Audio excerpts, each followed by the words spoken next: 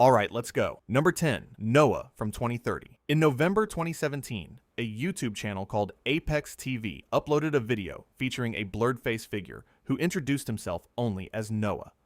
He claimed to be a time traveler from the year 2030, stranded in our present, suffering from a condition he described as rapid aging caused by temporal displacement. Within weeks, the video had accumulated millions of views and spread across conspiracy communities, paranormal forums, and mainstream news coverage. Noah became one of the most widely circulated time traveler claims of the 21st century, not because of what he showed, but because of what he said was coming. What makes Noah particularly unsettling isn't the theatrics of his appearance, it's the specificity of his predictions. He claimed Donald Trump would win re-election in 2020. That artificial intelligence would achieve a level of societal dominance most people hadn't yet imagined, and that time travel itself would become publicly known by 2028. He named specific technologies, specific political shifts, and specific cultural changes. Some predictions failed outright. Others landed closer to reality than statistical chance should allow. The mixed record is precisely what keeps the legend alive. In one of his most viewed appearances, Noah submitted to what he called a polygraph test on camera. The examiner, whose credentials were never independently verified, announced that Noah showed no signs of deception when asked whether he had traveled through time. The footage spread faster than any debunking could catch it. Skeptics pointed out the countless ways such a test could be manipulated.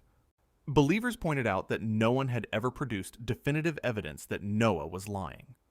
The impasse is the engine of the myth. Noah described a future of accelerating technological integration. He spoke of artificial intelligence systems that would reshape labor, communication, and warfare. He described a world where the boundary between human cognition and machine processing had grown thin. He warned that the society of 2030 was something most of his viewers would not recognize, a place of capabilities and anxieties that current language could not fully capture. Some of this has aged into uncomfortable relevance. Generative AI systems now produce text and images indistinguishable from human output. Autonomous systems operate in domains we once considered purely human. The line Noah described has moved closer each year since his video appeared. What makes the Noah case uniquely disturbing is the structural argument it forces. If he was a hoaxer, he was an exceptionally careful one. His face was never revealed. His location was never confirmed. His real identity was never traced, despite millions of viewers attempting exactly that. The ApexTV channel has been accused of staging content, yet no individual has ever stepped forward to claim they were Noah. No production team has leaked. No friend or family member has outed him. The silence surrounding his identity is, in its own strange way, consistent with the claim itself. The truly unsettling aspect is the timeline. Noah claimed he came from 2030. We are now close enough to that year that his predictions are no longer abstract. The period he described as the threshold of radical transformation is almost here. If his account was fabrication, the fabrication is aging into a form of prophecy. If it wasn't fabrication, then whatever he saw in that future is approaching fast. Either way, the next few years will either dissolve the legend or harden it into something much harder to dismiss. Noah is no longer a story about the future. He is a story about a deadline that's almost arrived. Number 9, Paul Dienach and the Chronicles from the year 3906. In 1921, an Austrian teacher named Paul Amadeus Dienach fell into a coma that would last nearly a full year. When he regained consciousness, he was a different man.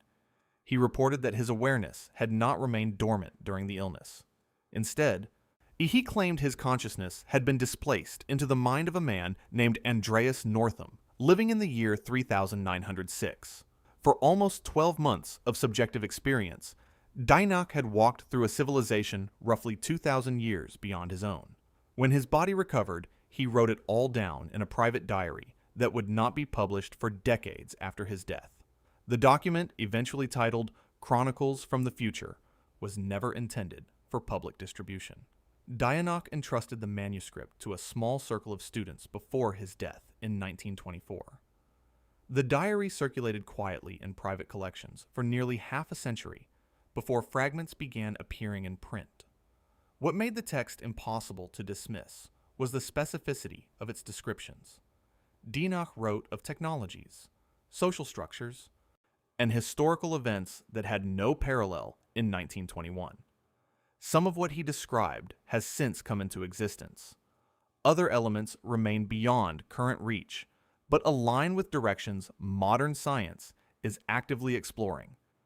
He described a future world with a single, unified government, formed after a cataclysmic global conflict he called the Great Planetary War. He described cities organized around principles of environmental balance long before the concept of environmentalism existed in popular discourse. He described forms of communication that allowed instantaneous contact between any two people on the planet, a capability that did not emerge for decades after his writing. He described machines that could reproduce human labor, learning systems that could teach themselves, and medical capabilities that could extend life by centuries. What makes Dienach's case particularly disturbing is the context of its writing. In 1921, the radio was still an experimental curiosity. Powered flight was less than 2 decades old. The concept of global digital networks did not exist in any form. A schoolteacher in Austria had no frame of reference for what he was describing, yet his descriptions read less like speculative fiction and more like documentary observation.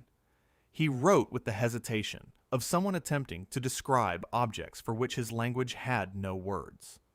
He compared devices to the closest 1921 analog available, then apologized in the text for the inadequacy of the comparison.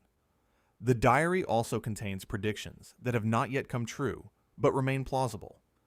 Dienach described a period of severe demographic decline in the developed world, meant a crisis of meaning and purpose among populations with their material needs met, and a spiritual awakening that would emerge only after centuries of technological acceleration.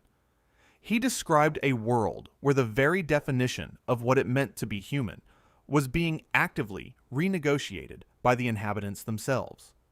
These passages read with unnerving relevance to conversations happening now, more than a century after he wrote them. The truly nightmarish aspect of the Dienach case is its sincerity. He made no money from the diary. He sought no fame. He gave the manuscript to students he trusted and asked only that it be preserved. Hoaxers perform. Dienach did not.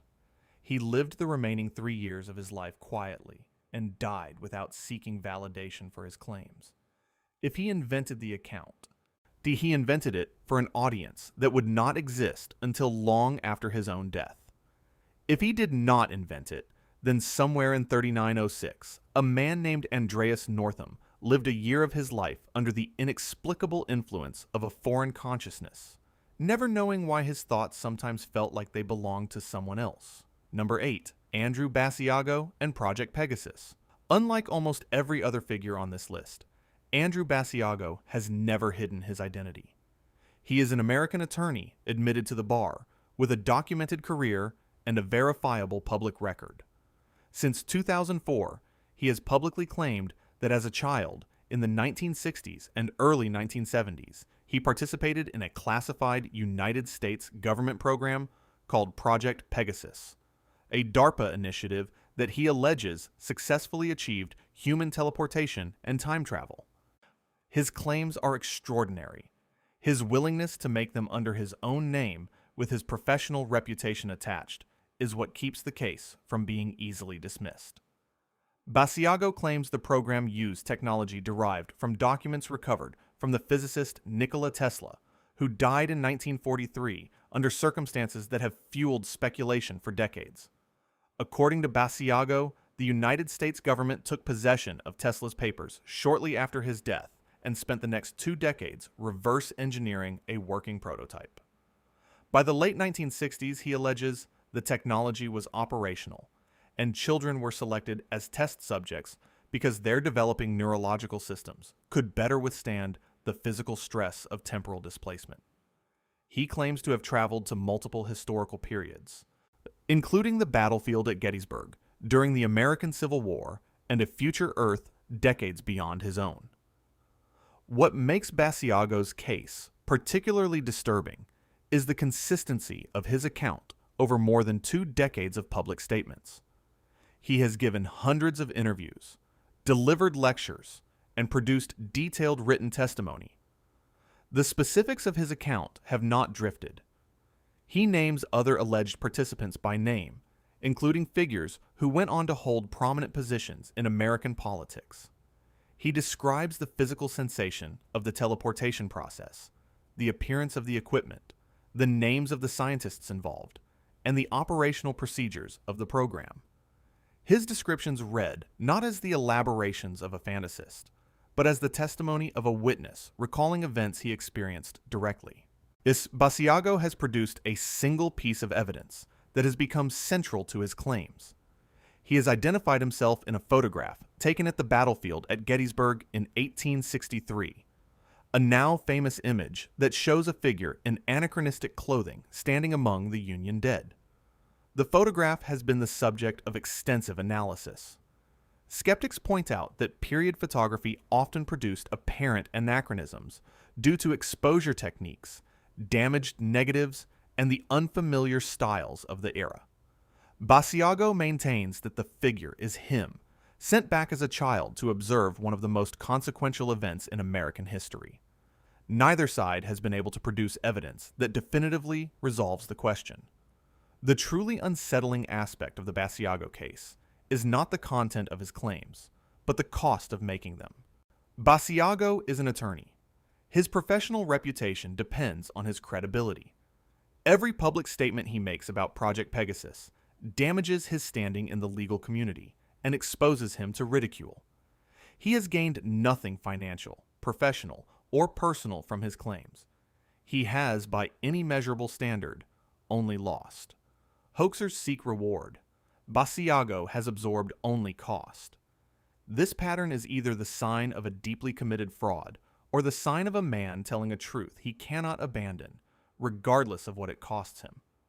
If Basiago is telling the truth, then somewhere in the classified archives of the United States government, a program that terminated decades ago left behind records that would rewrite our understanding of physics, history, and the boundaries of human capability. The children involved would now be in their 60s and 70s. Some would have died.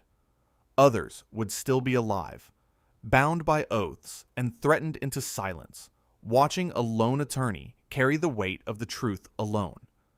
Basiago is not hiding. He is waiting for the rest of them to come forward.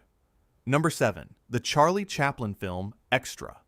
In 1928, Charlie Chaplin premiered his silent comedy film The Circus at Grauman's Chinese Theater in Hollywood.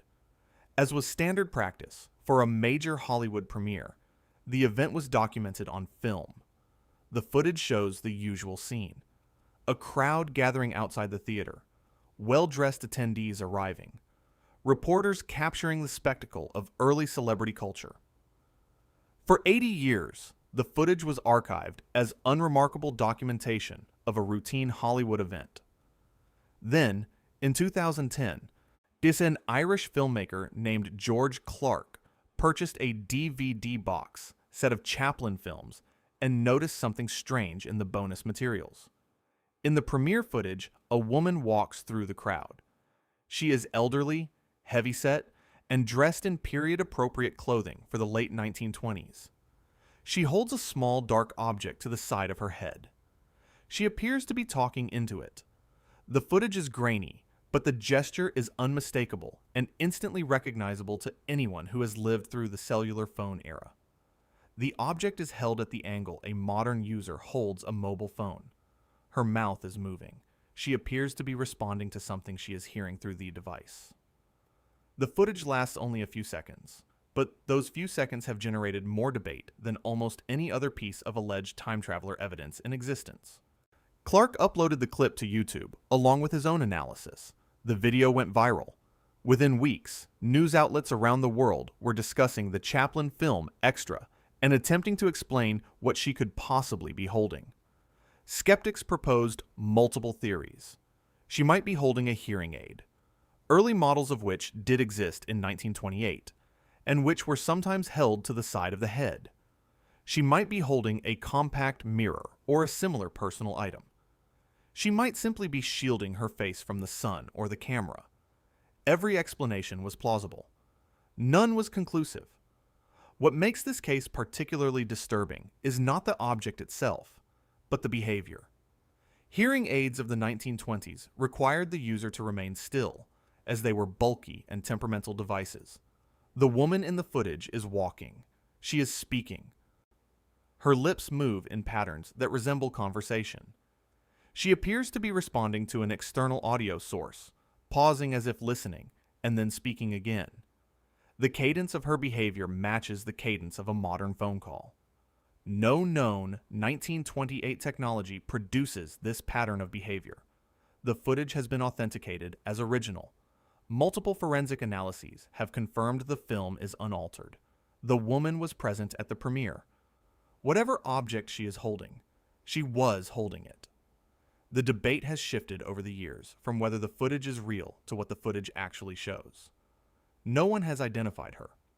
No records exist of who she was, why she was there, or where she went after the premiere. She appears, walks through the frame, and vanishes into the crowd of Hollywood history, leaving only her gesture behind. The truly unsettling aspect is the improbability of coincidence.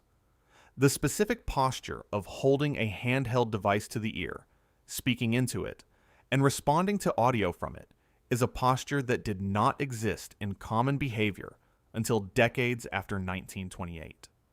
It required a technology that did not yet exist to produce a behavior that would become universal only 70 years later.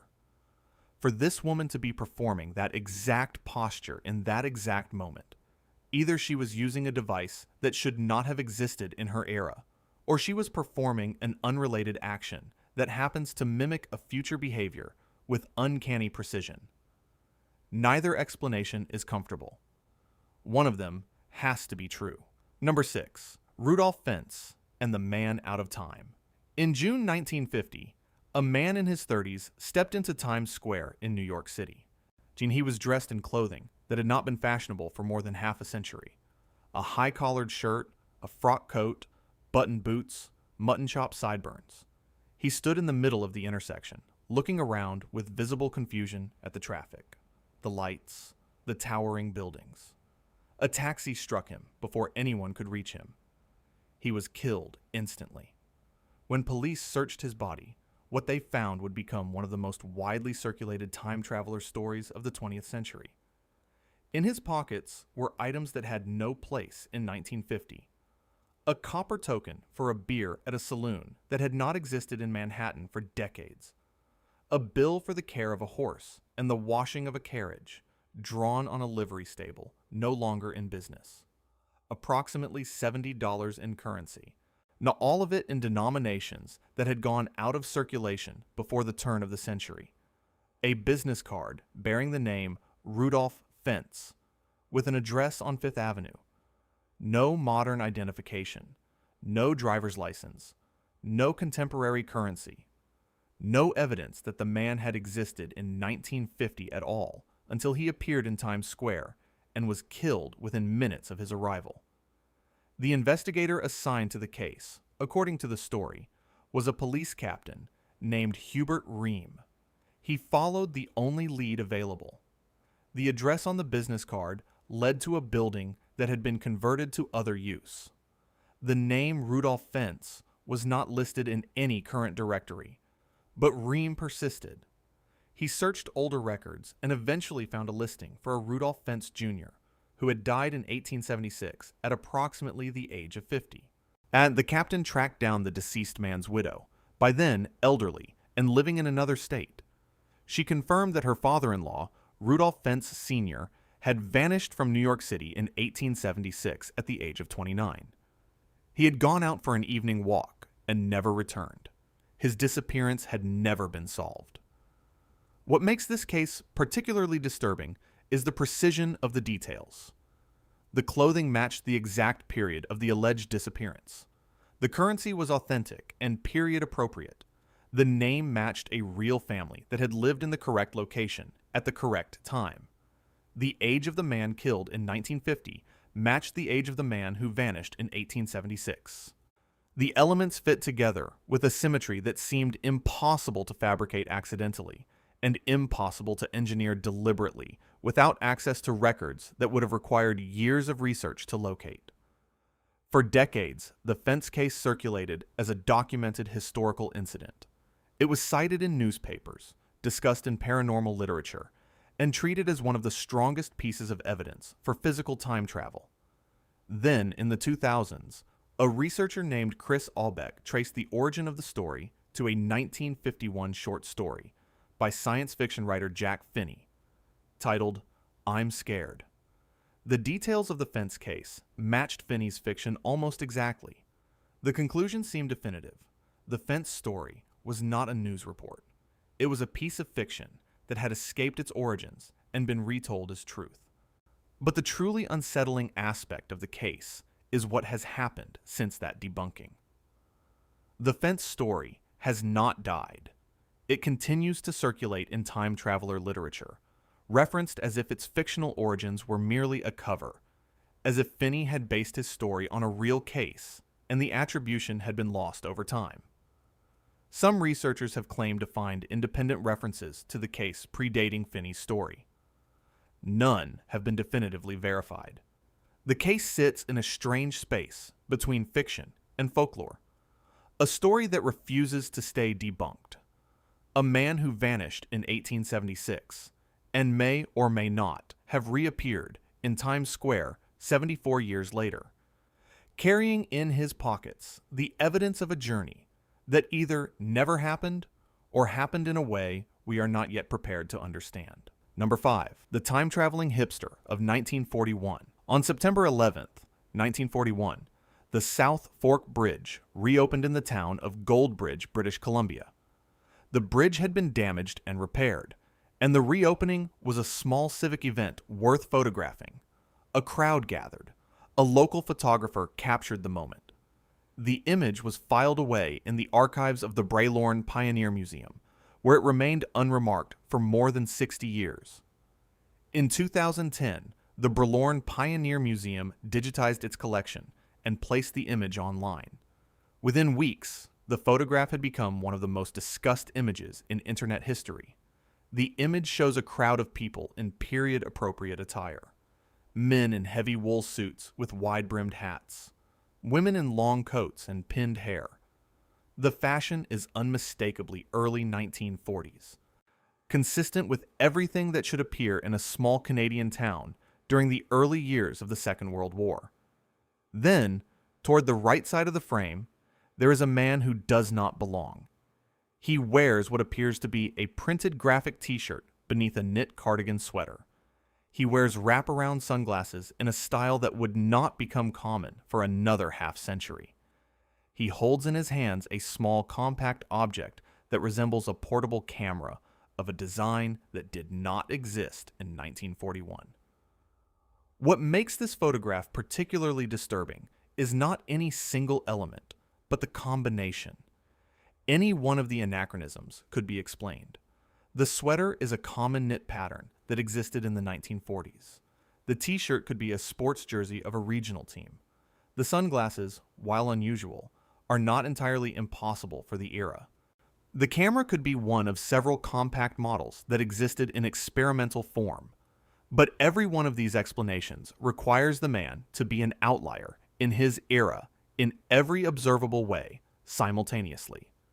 A man in 1941 could plausibly possess any one of these items. For a single individual to possess all of them at the same moment, in the same rural Canadian town, at the same civic event, stretches coincidence to its breaking point. The photograph has been subjected to intensive forensic analysis. Multiple independent investigators have confirmed that the image is authentic. It has not been digitally manipulated.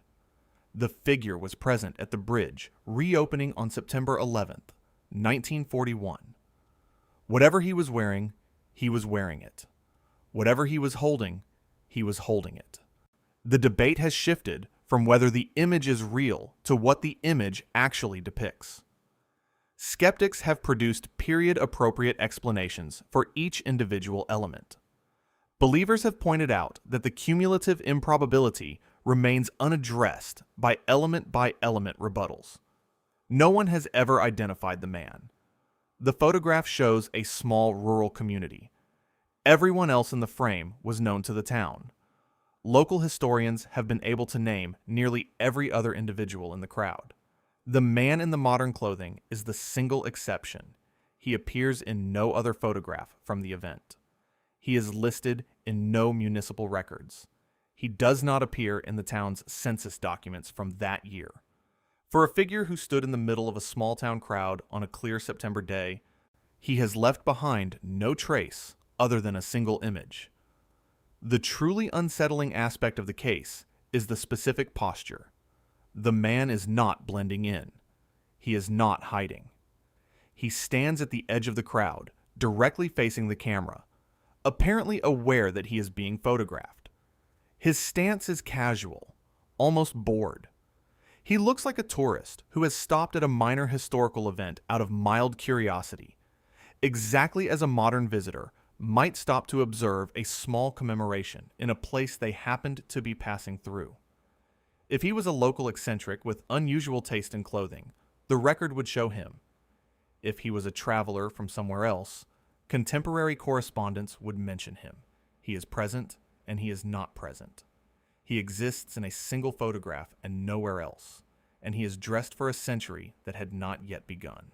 Number 4. Sergey Ponomarenko and the camera from 1958. In April 2006, a man approached a police station in Kiev, Ukraine. He was in his early 20s, dressed in an outdated style that seemed roughly consistent with the late 1950s. He carried a camera of a model that had not been manufactured in over 40 years. He produced an identification card dated 1932, bearing his name, Sergey Ponomarenko, and a photograph that appeared to show him at approximately his current age.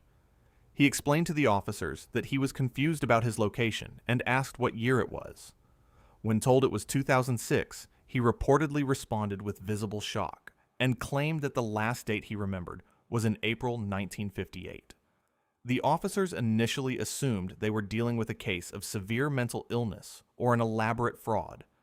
They took possession of his belongings for analysis and detained him pending further investigation. The camera was examined. It contained exposed film. When the film was developed, the images showed Kiev as it had appeared in the 1950s, but the photographs were of a clarity and quality inconsistent with the film and chemistry of that era. The images were too sharp, too well composed, and exhibited characteristics of modern photographic processing. The camera that had produced them was unmistakably a model from the period he claimed to have come from. The identification card presented a separate problem. Documents of that style and period were familiar to Ukrainian authorities. The card was either authentic or an extraordinarily skilled forgery. The paper was period appropriate. The printing methods were consistent with the era. The photograph affixed to the card bore the man's face. The birth date listed on the card would make the holder 74 years old in 2006. The man standing before the officers appeared to be in his early 20s. If the card was authentic, it documented a man who had not aged in 48 years. What makes this case particularly disturbing is the psychiatric record that allegedly followed.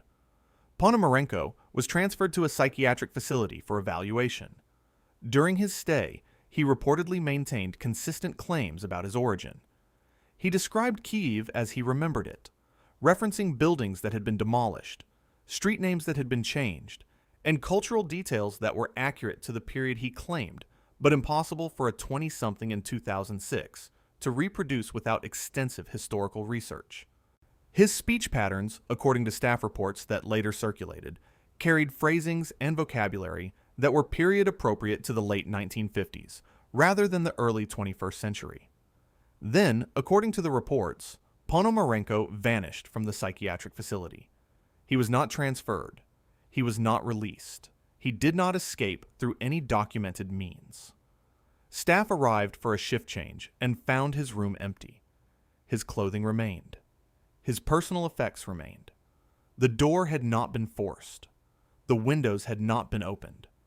The surveillance systems showed no record of him leaving. The official investigation produced no explanation. The case was quietly closed. The camera, the identification card, and the developed photographs reportedly remained in storage for a period before being lost or reclassified. So the truly nightmarish aspect of the Ponomarenko case is the documentation problem. Almost every source that discusses the case traces back to a single set of reports that circulated in Ukrainian tabloid media in the mid-2000s. No independent verification of the psychiatric records has ever been produced. No named officer has publicly confirmed the initial encounter. The photographs have never been released in verifiable form. The camera, the card, and the other physical evidence have never been made available for independent analysis. Either the case was a work of regional folklore that escaped into international circulation, or it was an incident that was deliberately buried by authorities who could not reconcile what they had in their custody with the laws of physics they had been trained to respect. Number 3. Hakan Nordkvist and the kitchen sink. In August 2006, a Swedish man named Hakan Nordkvist posted a video to the internet that would become one of the most widely shared time travel claims of the early social media era. In the video, he explains calmly and directly that he had experienced something he could not explain. He had been working on a leak beneath his kitchen sink. The repair had required him to crawl into the space under the cabinet. The space had been larger than he expected. He had continued crawling. At some point during that crawl, he claims, he had emerged into a different place entirely. He had emerged into the year 2042. Nordkvist's account is remarkable for its banality. He does not describe a flash of light. He does not describe a sensation of movement. He does not describe the physical displacement of temporal travel in the dramatic terms that characterize most alleged time traveler accounts. He describes it as an ordinary crawl through a tight space that simply ended in a different year than it began. When he emerged, he claims, he found himself face to face with a man who was unmistakably himself, aged 36 years. The older version of Nordkvist was, according to the account, not surprised. He had been waiting. The video he produced as evidence is blurry. It appears to show two figures in a confined space. One is clearly Nordkvist at his age in 2006. The other is an older man with visible similarities to him. The two figures appear to be speaking. The older man shows the younger a tattoo. The younger man compares it to his own. The tattoos appear to match. The footage is brief, but poorly lit and entirely inconclusive. A skeptic can dismiss it as a video of Nordkvist with an older relative, or with a stranger, or with himself aged through makeup. A believer can watch the same footage and see two versions of the same man separated by 36 years of life. What makes the Nordkvist case particularly disturbing is the absence of follow-up. Most hoaxers build on their initial claim. They produce additional evidence. They develop the story. They seek publicity, book deals, interviews, and the financial and social rewards that come with sustained attention. Nordkvist did almost none of this. He produced his video. He gave a limited number of interviews. Then he retreated into private life. He has not monetized the claim. He has not elaborated on it. He has not produced additional footage, additional witnesses, or additional evidence. For 20 years, he has simply maintained, quietly, that the event occurred. The structure of his account also resists easy explanation. The kitchen sink is a deliberately absurd setting.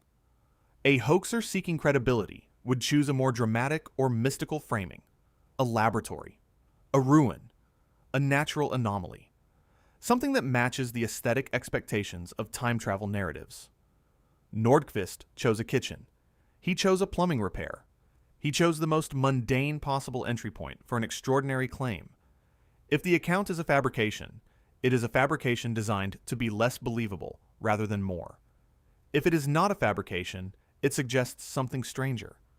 That temporal displacement might not require exotic conditions, that the boundaries between moments might be thinner than we imagine, and that any confined space, under any ordinary circumstance, might open onto a moment that does not belong to the one we entered it from. The truly unsettling aspect is what the older Nordkvist allegedly said. According to the account, the older version did not warn his younger self of danger. He did not provide financial advice. He did not share the locations of future disasters or the names of future leaders. He simply confirmed that everything would be fine, that the younger man's life would unfold in reasonable shape, that there was nothing to fear and nothing to prepare for. If the account is true, it is the strangest time travel claim on record. A journey 36 years into the future that returned with no information, no warning, no instruction. Only the quiet confirmation that the future continues, and that the man who arrives there will still be the man who departed. Number 2, Andrew Carlson and the Impossible Trades. In late January and early February 2003, according to a report that originated in the American tabloid Weekly World News, the United States Securities and Exchange Commission detained a man named Andrew Carlson on suspicion of insider trading. Carlson had, over a 2-week period, turned an initial investment of $800 into a portfolio worth approximately $350 million. He had achieved this through a series of 126 trades, every single one of which had been profitable. The statistical probability of such a run occurring by chance was effectively zero. The SEC investigators concluded that Carlson must have possessed inside information. They demanded to know his source. According to the report, Carlson eventually confessed. His source, he said, was the future. He claimed to have traveled backward in time from the year 2256, carrying with him detailed knowledge of stock price movements across the early 21st century. He had intended to use this knowledge to generate a small fortune that would allow him to live comfortably in the past without drawing attention. He had, he acknowledged, failed to exercise sufficient restraint. The scale of his gains had triggered regulatory scrutiny. He had underestimated how closely the markets of this era were monitored. What makes the Carlson case particularly disturbing is the specific information he allegedly provided during his interrogation. He reportedly offered to share information about future events in exchange for leniency. He mentioned the location of Osama bin Laden, who was at the time the most wanted fugitive in the world. He offered a cure for a disease. He described future political and economic developments. His interrogators, according to the report, treated these offers as the desperate fabrications of a fraud attempting to buy his way out of prosecution. They declined the information. They proceeded with the case. Then, according to the report, someone posted Carlson's bail. The amount was substantial. The identity of the person who provided the funds was never publicly disclosed. Carlson was released pending further proceedings. On the scheduled date of his next hearing, he did not appear.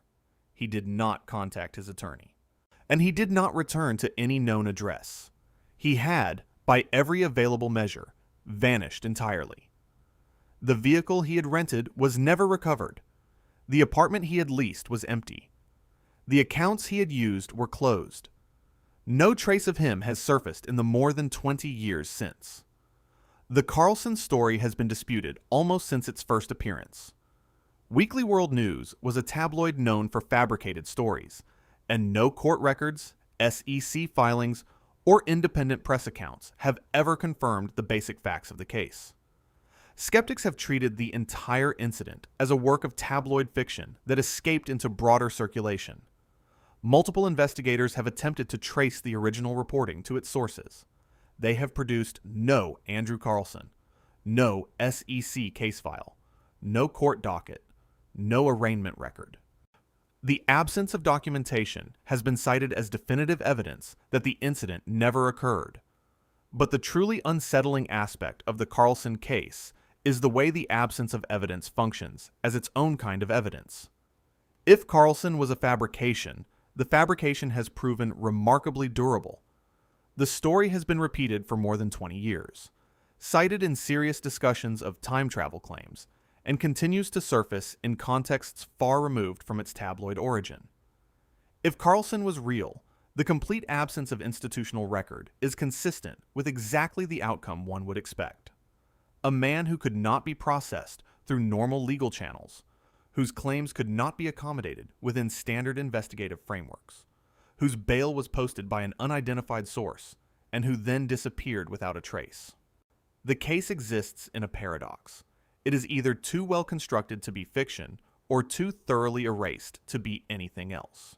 Number 1. John Titor and the Message from 2036. On November 2nd, 2000, a user posting under the name timetravel_0 appeared on an online forum dedicated to the discussion of time travel. He introduced himself calmly. He was, he explained, a soldier from the year 2036. He had been sent backward in time by the United States military on a specific mission. He had been ordered to retrieve an IBM 5100 computer from the year 1975. The 5100 possessed a specific capability that had been obscured in IBM's public documentation, and that would become critical in his own era for debugging legacy computer systems that had survived a global catastrophe. He had stopped in the year 2000 along the way. He intended to share information about his journey and his era while he remained in our timeline. For the next 4 months, the poster, eventually known as John Titor, engaged in sustained conversation across multiple online forums. He answered questions. He described his time machine, a device he claimed was mounted in a 1967 Chevrolet Corvette. He provided photographs of the device, technical schematics, and detailed explanations of how the technology functioned. He described the world he came from, a United States that had fragmented into warring factions after a civil war beginning in 2004 and culminating in a brief nuclear exchange in 2015. A global population reduced by conflict and disease. A society rebuilt around small agricultural communities with limited but functional high technology. What makes the Titor case particularly disturbing is the specificity of his claims. He did not speak in vague generalities. He described the functional architecture of his time machine using language drawn from actual theoretical physics, referencing Kerr black holes, gravity sensors, and Everett Wheeler-Graham multiple worlds theory. He provided technical diagrams that multiple physicists who examined them later acknowledged were internally consistent, even if the underlying premises remained unproven. He answered technical questions about the IBM 5100 with information that was, at the time, not publicly known, but was later confirmed by former IBM engineers to be accurate. The 5100 did possess the capability he described. It had been deliberately obscured in public documentation. Titor made dozens of specific predictions. Some of these failed visibly and early. His timeline for the American Civil War did not materialize. His prediction of nuclear exchange in 2015 did not occur.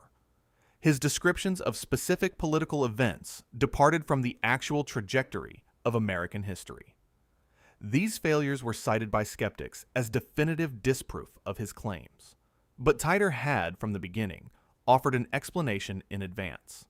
He described his travel as occurring across multiple timelines rather than through a single fixed past. The future he came from was not the fixed future of our present. It was one branch among many, and his interventions might have shifted the branches further. His predictions, in his own framework, were descriptions of his timeline, not guarantees for ours. What makes Titor's case unique among all time traveler claims is the sophistication of the operation and the absence of profit. In 4 months of continuous posting, he provided thousands of pages of text, photographs, technical documentation, and detailed responses to skeptical questioning. He never requested money. He never sold a book. He never gave a televised interview. He never revealed his identity. On March 24th, 2001, he posted that his mission was complete and that he was returning to his own time. After that date, he never posted again. Extensive investigations over the following 2 decades have attempted to identify the person behind the time travel _0 account. Suspicions have been raised about specific individuals. Family members of suspected candidates have issued statements. None of the investigations have produced a confirmed identity. The person behind the posts has remained anonymous for more than 25 years.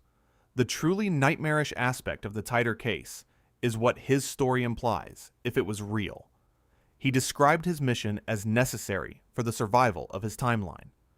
The IBM 5100 was needed to debug code written in the 1960s and 1970s that had survived the fall of advanced computer infrastructure. That infrastructure had fallen because of events that began unfolding in our near future. If Titor was telling the truth, the world he came from is the world we are slowly building toward. The civil war he described may have been one possible path, avoided but not impossible. The collapse he described may still be approaching, delayed but not canceled. His timeline and ours may have diverged in the details while remaining convergent in the large shape of the future. Somewhere in a version of 2036 that a man named John Titor called home, a soldier returned from a mission to the early 21st century, carrying a computer he had retrieved from the past. He reported on what he had seen. He described the world his mission had briefly touched. And then he went on to live the rest of his life in a future that, for us, has not yet arrived, but is no longer as distant as it once seemed. If you want to see more videos like this, click the video on screen now and make sure to subscribe.